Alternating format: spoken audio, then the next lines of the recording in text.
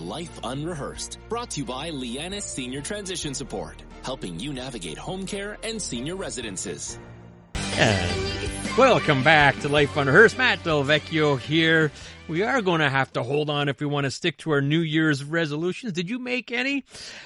According to a recent article in Forbes magazine, the 5 most popular New Year's resolutions are improved fitness, improved finances, improved mental health, lose weight, and improved diet. In fact, failing at a New Year's resolutions is so common that there's even a slew of unofficial dates commemorating these failures. For example, there's Ditched New Year's Resolution Day. That's been designated as January 17th, believe it or not.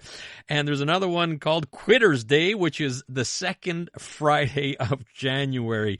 So how can we improve our chances to stick to our New Year's resolutions? Let's bring in Lisa Brookman, a psychotherapist and co-director of the West Island Therapy and Wellness Center. Lisa, welcome to Life Unrehearsed. Hi, Matt. So happy to be here with you. Well, thanks for joining me again, Lisa. When I was thinking about who can I talk to about keeping some resolutions and give sort of the psychological aspects of it, you were the first one to come to mind. Thank you for taking a little time here on Sunday. We need some help to keep these resolutions, Lisa. So why can't people keep New Year's resolutions?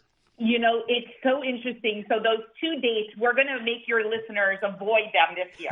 So, because it's a real thing. So I think the reasons why, and I see it in my private practice all the time, is people are either establishing goals and objectives that are unreachable, or they're setting some really simple, easy goals that they become bored with, and then they lose their mojo and they're not on track, and then they kind of forget about them. So it's really the way we're setting them that I think poses the biggest obstacle. Very interesting. Okay, so now what I'd like to know, Lisa, for our listeners, what kind of tips can you give us to help keep our resolutions, or at least get past January 17th?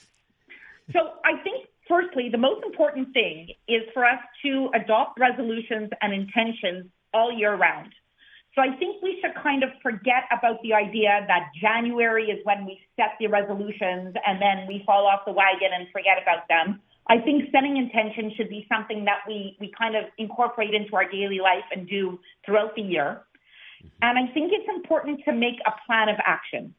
So for us to kind of know what our goals are, be thoughtful about what we want to feel, and I think that really helps us to kind of get on track. Yeah, and I like the fact that you were saying just prior is try to keep it realistic, keep it year round. Shouldn't it just be this time of year again, right? And so how important is it to sort of keep realistic goals that you can attain? It's very realistic. And I'm not saying that people shouldn't have lofty dreams and goals. I think that it's wonderful to really set the bar high. But I think if we really want to achieve them, taking baby steps, being realistic with what we want to achieve. And, I'm someone that practices resolutions and goals and intentions all year round. So I really practice what I preach. And I feel that my clients are much more successful in achieving them when they're doing little bits at a time, feeling really good, being their own cheerleader, and tracking their progress and feeling really good about where they are.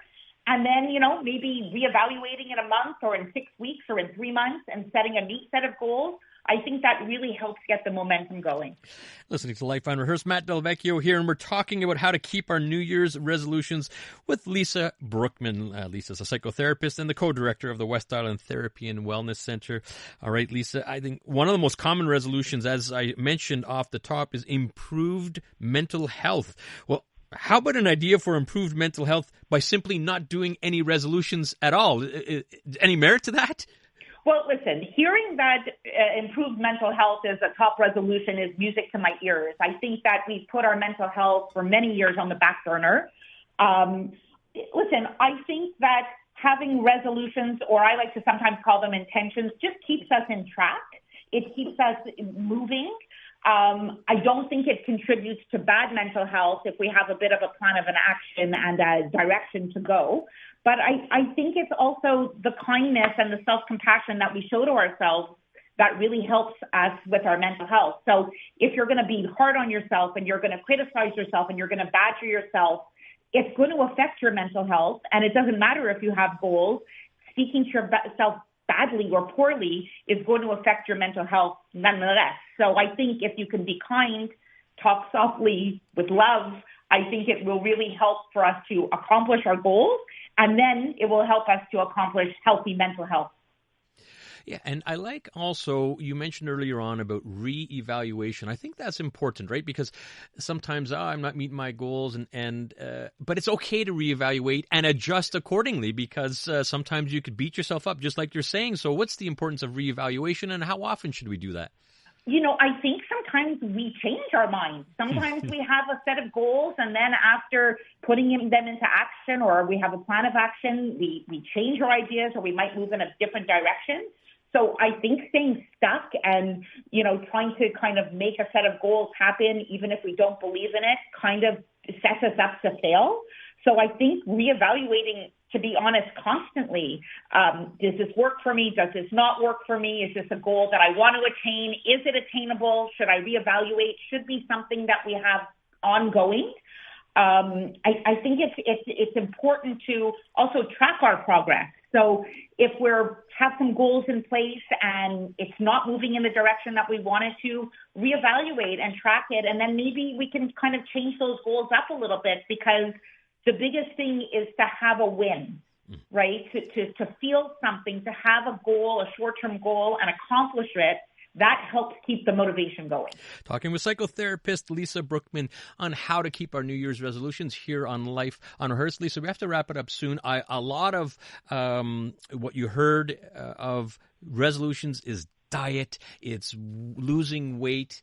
I think there's similar resolutions for many, many people. I think that's very common. Really quickly, for when it comes to diet and weight, any suggestions that you'd make?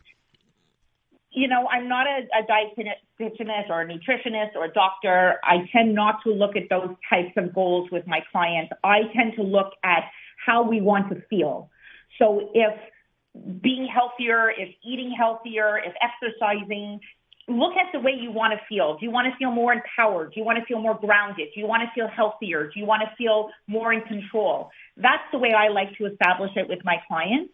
So when I'm looking at it, I wouldn't look at it as so specific as losing weight or changing a relationship. It would be more of a global way of how my client wants to feel. And then I would help them get some tools on how to get there. Excellent words of advice, Lisa, for sure. It doesn't necessarily have to be the physical side of it. I think, as you see firsthand, a lot of it is the psychological, the mental side of it. And set those little goals, reevaluate, like you're saying.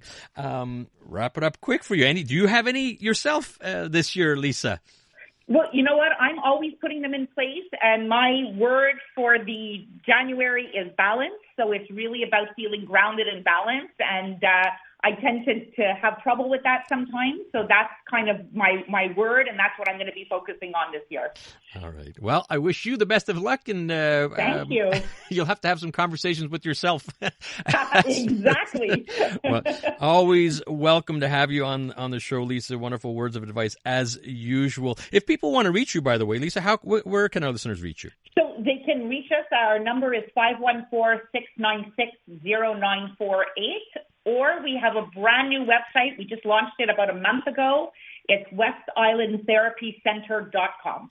Great website, by the way. I've been on it, and you guys did a great job with that. Thank you, Matt. Thank you very much for joining us.